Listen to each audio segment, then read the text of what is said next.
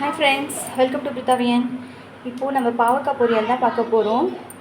பாவக்காய் கசப்பு எல்லாருக்கும் பிடிக்காது. ஆனால் இப்படி செஞ்சு பாருங்கள், கண்டிப்பாக இதோட முக்கால்வாசி கசப்பு போயிடும். வெறும் சாதத்தில் பிசைஞ்சு சாப்பிடுவோம், ரசத்துக்கு சாப்பிடுவோம், செம்ம அட்டகாசமாக இருக்கும். இந்த மாதிரி பொடியாக கட் பண்ணிக்கோங்க. இன்னும் கூட பொடியை கட் பண்ணிக்கோங்க, எண்ணெயில் வதங்கிறதுக்கு ஈஸியாக இருக்கும். இதுக்கு தேவையான பொடியான வெங்காயம், தக்காளி, கொஞ்சம் நிறைய தக்காளி வெங்காயம் போட்டுக்கலாம். அப்போ கசப்பு அந்தளவுக்கு நம்மளுக்கு தெரியாது. இன்னும் பொடியாகவே கட் பண்ணிக்கோங்க. கொஞ்சமாக பூண்டும் நம்ம சேர்த்துக்கலாம் இதில். ஃப்ரெண்ட்ஸ், இப்போ என்ன பண்ணுறீங்கன்னா, ஒரு கடாயில் தேவையான அளவுக்கு எண்ணெய், இது மாதிரி பொடியாக நறுக்கினா பாவக்காய் எண்ணெயிலே ஒரு 5 minutes நல்லா வதக்குங்க. அது அந்த எண்ணெயிலே நல்லா ஓரளவுக்கு வதங்கிடும்.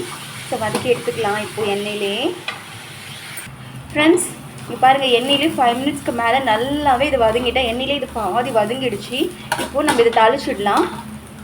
அதே கடாயில் இன்னும் கொஞ்சமாக எண்ணெய் ஊற்றி கடுகு, கருவேப்பிலை, இப்போ பொன்னிறமாக வதங்குற வரைக்கும் வெங்காயம் வதக்கிக்கணும். கொஞ்சம் வெங்காயம் நிறையவே போட்டுக்கோங்க, ஏன்னா அப்போ தான் அந்த கசப்போட சுவை நம்மளுக்கு தெரியாது.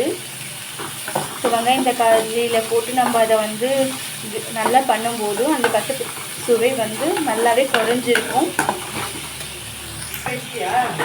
ஃப்ரெண்ட்ஸ், இப்போ இதில் வெங்காயம் நல்லா வதங்கிடுச்சு, தக்காளியும் சேர்த்து நல்லா மேஷ்டாக வதக்கிக்கலாம். ஃப்ரெண்ட்ஸ், இதை பாருங்கள், தக்காளி நல்லா வதங்கிடுச்சு. இப்போது பொரியலுக்கு தேவையான அளவுக்கு உப்பு போட்டுக்கலாம். கொஞ்சமாக பெருங்காயம்,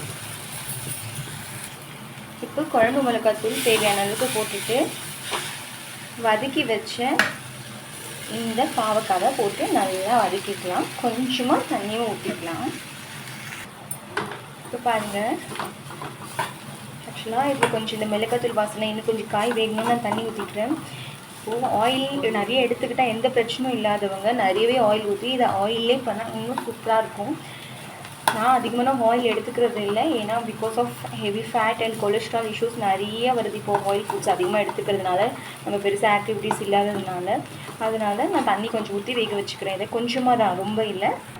ஃப்ரெண்ட்ஸ் பாருங்கள், ஒரு 1/2 டம்ளர் தண்ணி தான் வேக வைக்கிறதுக்கு வச்சுருக்கேன். இந்த மிளகாத்தூளோட வாசனையும் போகணும். அப்போ தான் நம்மளுக்கு சாப்பிடும்போது காய் நல்லா இருக்கும். அந்த காரம், அந்த வெங்காயம் தக்காளி எல்லாம் சேர்ந்து நம்மளுக்கு அந்த கசப்பு தன்மை இல்லாமல் இருக்கும்.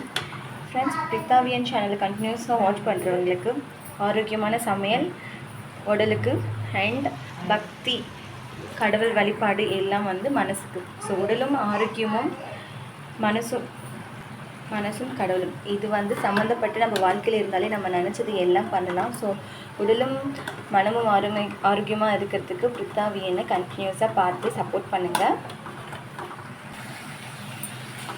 இப்போ பாருங்கள், ஃபுல்லாக நல்லா காய் தண்ணியெலாம் சுண்டிடுச்சு. இது தக்காளி ரசம், பருப்பு ரசம், இதுக்கு செம்ம காம்பினேஷன். ட்ரை பண்ணி பாருங்கள். தேங்க்ஸ் ஃபார் வாட்சிங்.